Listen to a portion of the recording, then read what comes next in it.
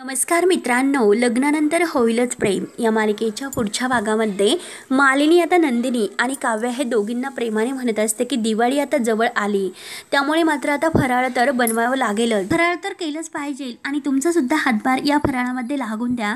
म्हणजे कसं तुमचं तुमच्या नवऱ्यावरील जे काही प्रेम आहे तर ते सुद्धा या फराळावर उतरेल ना. तेव्हा काव्य आणि नंदिनी लगेच आता बाजूला पाहतात. त्यानंतर मात्र आता इकडे शिवाने मात्र केलेल्या प्लॅननुसार आता जो काही तो माणूस आहे तर तो भास्करला म्हणत असतो की उद्या मात्र मी आनंद निवांसाठी बोली लावणार म्हणजे लावणारच, हे मात्र नक्की आहे. रम्या मात्र आता इकडे पारच्या रूममध्ये कॉफी घेऊन आलेली असते आणि रम्या काव्याला म्हणते की हे बघ, मंगळसूत्राचा नुसता धागा गळ्यामध्ये बांधला म्हणून बायको होता येत नसते, त्यासाठी काही कर्तव्ये पार पाडावी लागतात.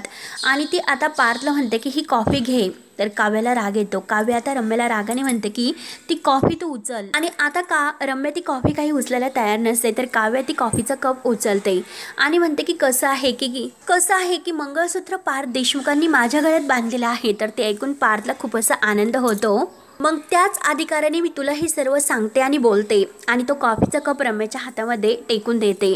तर हे बघून पार्थला तर इतका आनंद होतो, तो काव्याकडे पाहतच असतो. तेव्हा आता काव्य वळून ही पार्थकडे पाहत असते. तर मित्रांनो, आता काय होईल हे बघण्यासाठी आता आपल्या चॅनलला नक्की सबस्क्राईब करत राहा. धन्यवाद.